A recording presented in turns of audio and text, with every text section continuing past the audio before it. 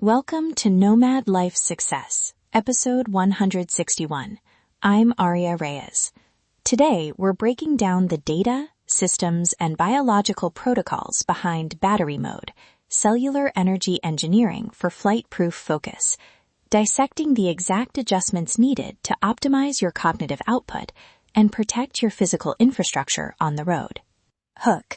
Travel doesn't just make you tired, it drains the cell. Your mitochondria are the actual limiter. When cellular ATP turnover slows, you see objective signals. HRV falls, resting heart rate climbs, and sleep efficiency drops, sometimes immediately after a red-eye. If you land for an investor meeting and your HRV is down 20 to 30%, motivation won't save you. Data does. In the next 9 minutes, you'll get a 4-step trackable plan to protect cellular energy and land meeting ready. You'll learn what to measure, when to intervene, and which compact tools to carry. No fluff, just measured inputs that move HRV, RHR, sleep efficiency, and CGM outcomes. Section 1. Root cause and pre-flight priming. Let's start with why this happens. Flights and time zone shifts trigger sympathetic spikes, cortisol elevation, and glucose variability. That combination stresses mitochondria and reduces ATP production efficiency.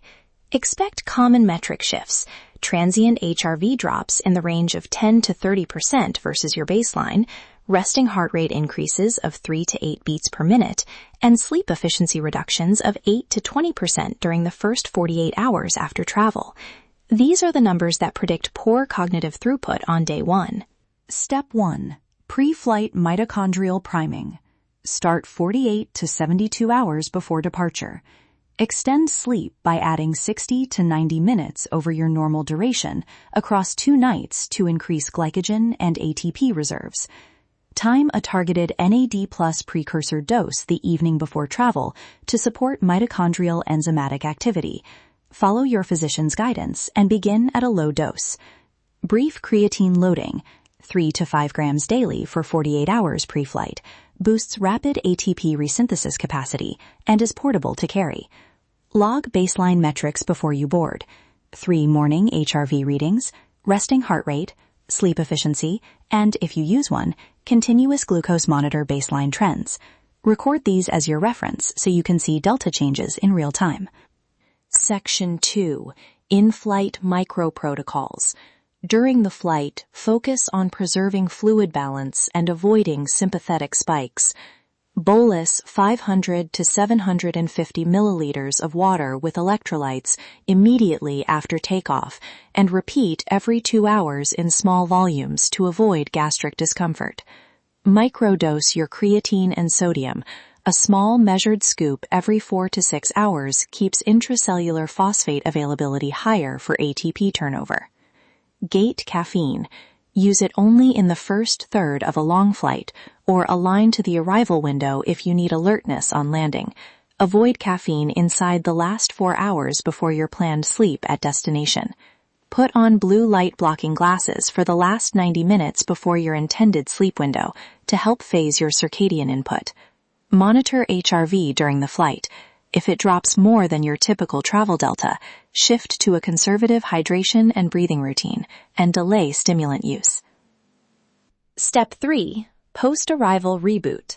On landing, you have a 6-hour window to bias rapid ATP resynthesis and cognitive recovery.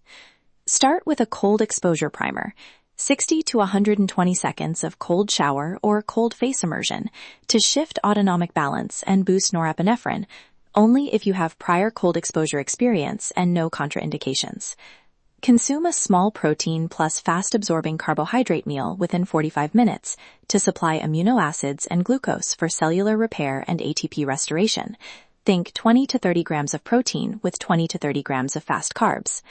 Take a strategic 25 to 45-minute nap, timed to align with your home time zone's early afternoon. Set an alarm and avoid deep sleep. Targets to hit in the first 24 hours.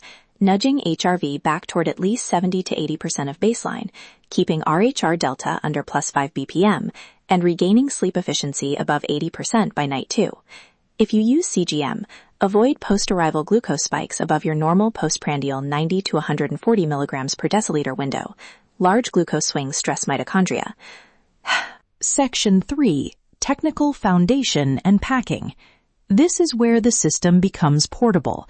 The battery mode kit includes a small travel fridge or insulated thermo pouch that keeps protein shakes and measured supplements chilled, precision scoops for creatine and electrolytes, pre-labeled single-serve supplement pouches, a validated CGM and a wrist HRV wearable, and high-capacity power banks with airline-compliant batteries. Pack supplements in clear, measured zip pouches and keep a simple log note on your phone with baseline metrics. The point is repeatability, the exact same interventions measured each trip. Brief interjection. Structure first, freedom second. A consistent kit and checklist keep you compliant with airline rules and local regulations, and they remove decision friction during travel days. If your system is portable and legal to carry, you reduce the chance of last-minute substitutions that break the protocol. Recap and immediate action checklist. 1 minute. Do this now. 1. Log baseline metrics. 3 easy morning HRV readings, RHR, and 1 CGM fasted reading if available. 2. Begin pre-flight priming 48 hours out. Sleep extension, creatine 3 to 5 grams daily, and consult your physician about NAD plus timing. 3. Pack the battery mode kit, thermo pouch, precision scoops, single-serve electrolytes, wearable, and power bank. 4. On flight day, hydrate with electrolytes, microdose creatine, gate caffeine, and block blue light before sleep. Immediate action. Go to shop.nomadlifesuccess.com and download the battery mode checklist now. Build a portable foundation. If your physical stack fails, the business stops. Treat your biology like your business infrastructure. That is your high-performance blueprint for today. Remember, treat your biology like business infrastructure. If your physical stack fails, the business stops. Minimize the friction and stay optimized.